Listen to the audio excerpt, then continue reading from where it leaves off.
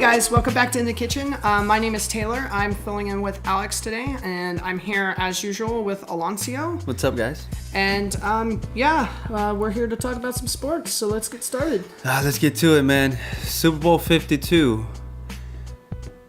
If I told you at the beginning of the season that the Eagles were going to be the champions, would you have believed me? No, because I hate the Eagles.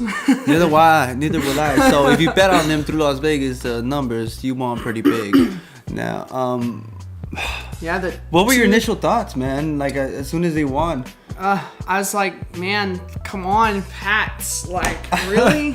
Like, that last throw was just... I was hanging on, man. I was definitely holding on to my chair. But I'm still not happy about the Eagles winning. Not at all. Being a Cowboys fan, I just can't. Yeah, don't like it. No. So do you think? Do you think it was Brady that should have been responsible for them not winning, or do you think it was Belichick? I can't. That's a little bit of a tough question to answer.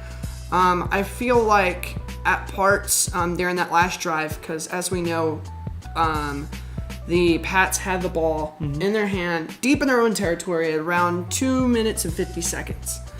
And I could say, at least for that opening first drive, with 2 minutes and 50 seconds on the clock, and you have a 2-minute warning that you can use as a spare timeout, I feel like 4 throws in a row was a bit risky. Especially if you were trying to go deep with them. I can understand getting around, getting out, trying to get out of your own territory, but I felt like that was a bad play call.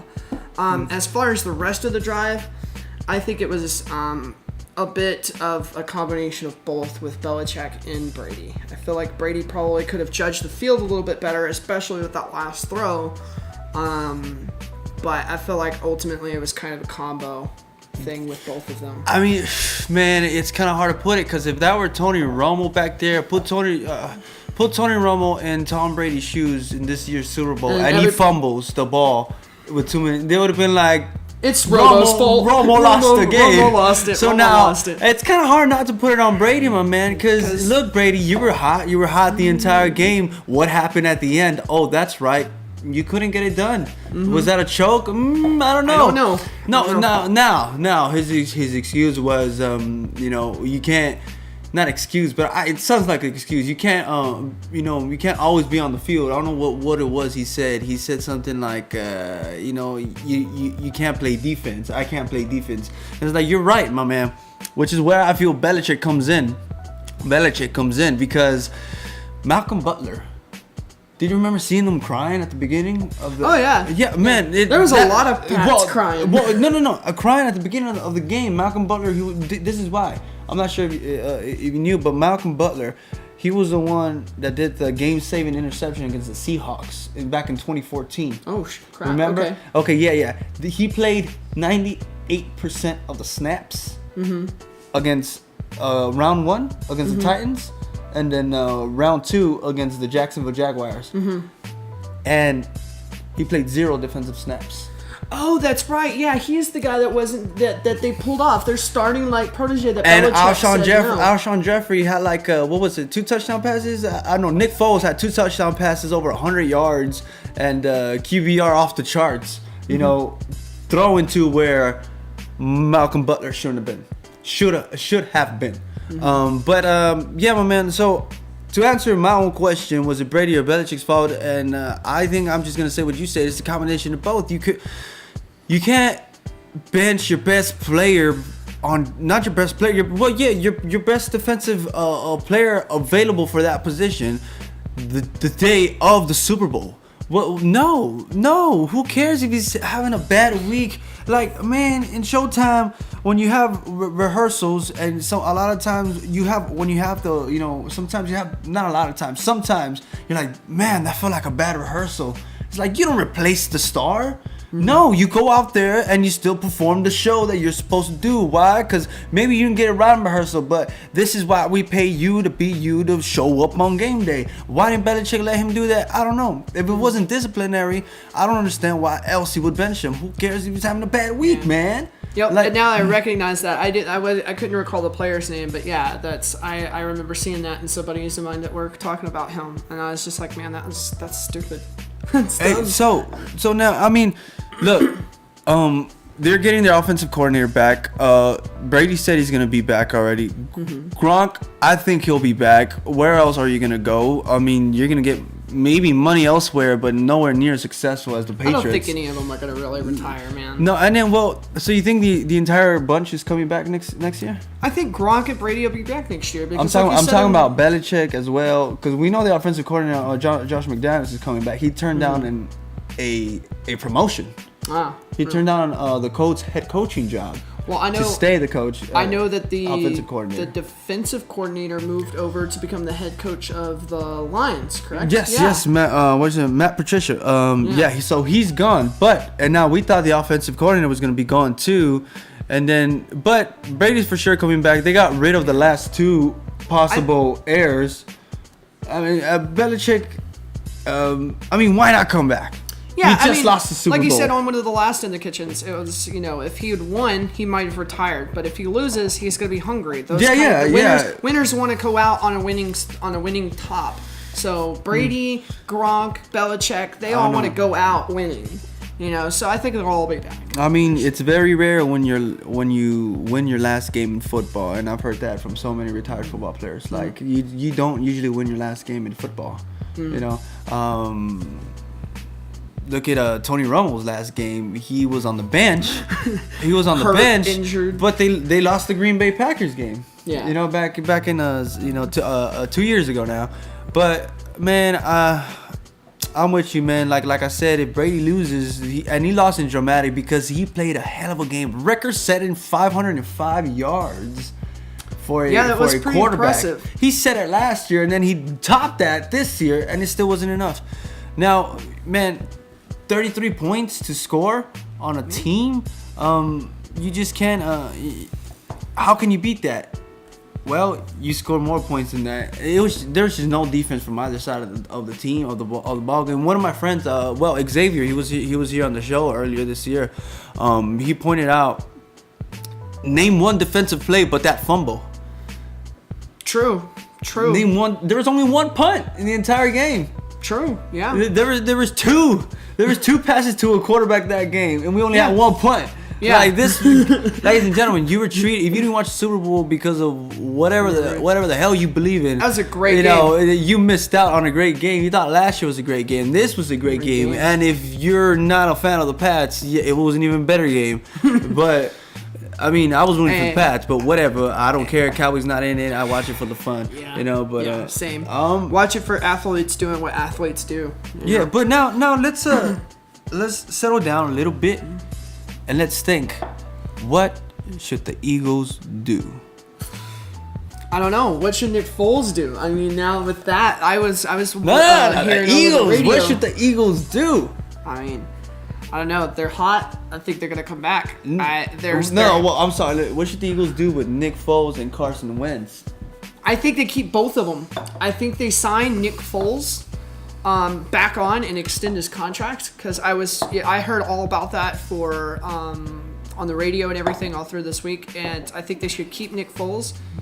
Keep him on as a backup, but I think they could potentially, with as good as Carson Wentz is and how good Nick Foles is, they could run a 2-quarterback offense potentially. Oh man, that's every time they talk about that, back and forth. It never works out, man. When they talk about that, it never works out. Now, what I'm thinking, this is a Joe Montana, Steve Young type of thing, but it's kind of reversed because the young guy is the better talent for what we think. But I mean, I don't know. Nick Foles did go 3-0 in the playoffs. That's why I say, regardless of how they do it, he's a great safety net, and I think they keep him on the payroll, and they give him I wouldn't say necessarily an offer he can't refuse, but make him at least contemplate it. Give him a number that I don't know, man. Nick Foles to me only played half a season. To me this season. He only played and 10. that's a good point. What did he play? The last 4 games, and then these last 3 games, 7 games, maybe 8 games. Somewhere That's in the half a neighborhood, season yeah. that he played.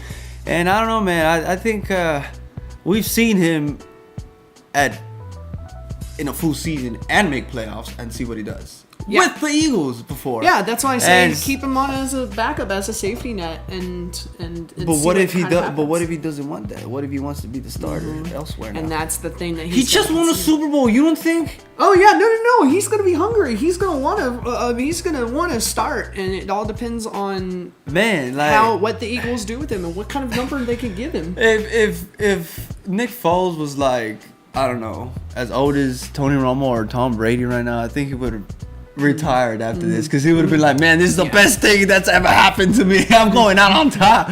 But I mean, he's still a little young. Not a little young. He's still young. I think he still can give competition to Wentz. I think the Eagles are gonna go back to Foles and stick with Foles, but Wentz is gonna take over the job still eventually next year. Yeah, Like think mid-season. so. I think Foles is gonna come back to reality 1, maybe 2 games in next year, and then here's gonna come Carson Wentz, and they're probably gonna make another run at playoffs. I mean, it's hard not to say that after they just won the Super Bowl, but we'll see what happens this offseason, man. You lose players, you just won the Super Bowl. All these players are thinking they're on top of something right now. I think also on just after winning the Super Bowl, maybe the guy just kind of like, he's hot, he's exhausted, he just wants to retire, and like sit back for a couple days, contemplate things, let things digest, and see what numbers start, coming his way, and see what offers start coming his way, and we'll just have to see. Time will tell. I mean, yeah. I mean, when you look into it, man, the off season sometimes it's just as fun as I mean, there was a joke last year. Where the off season of the NBA was more fun of the regular season because the Warriors were so dominating with Kevin Durant on the team. They only lost 1 game last year, Taylor, in the playoffs. No, in the playoffs, Taylor. Wow. They only lost one game. But Jesus. where competition is supposed to be at its finest, at its almost perfection, they only lost 1 game. Come on. That's impressive. Like, so we'll see this offseason for the NFL. Let's see what's going on. And hey, Nick Foles also got MVP of that game. So You're right. I mean, You did, and yet again, another MVP for the 8th time, an MVP that's made the Super Bowl. an NFL MVP. I'm sorry, NFL MVP has made the Super Bowl, has now lost. The last guy to win the Super Bowl, win the MVP, and go on and win the Super Bowl is Kurt Warner. He's the one, which I call a curse now, because it's 8 guys now. The very next year, he wins the MVP again, but he loses the Super Bowl. And since then, every single MVP, which consists of Peyton Manning twice, Tom Brady twice, and a Cam Newton in 2015. Who was it? Aaron Rodgers? No, Aaron Rodgers. He won that year, but he didn't make the Super Bowl the year he won MVP. But a couple other names, man. But yeah, man. The last 8 MVPs, regular season MVPs, have not won the Super Bowl. We'll see who was. Wow. Matt that's Ryan. Gotta be a curse. Yeah, Matt Ryan last year. Come on. Last year. So. Dumb. Well, yeah. Well, that wraps it up about here in the kitchen. This was your Super Bowl 52 edition. I hope you like what Taylor had to bring to the table today. I hope you like what I had to bring to the table. Please leave your comments and likes below. Let us know what you think. Please check us out on Hollism, where this guy works our sound, trying to make everything happen. And I play the lead, Clay. Check it out, man. Right now we're in the mid-season finale. We just did the mid-season finale. We're gonna go ahead and pick up after 1 more week, and we're excited for episode 6. Hope you are too. Check us out on Twitter at 1N_th3_kitchen, and we'll see you guys next week. See ya. Bye.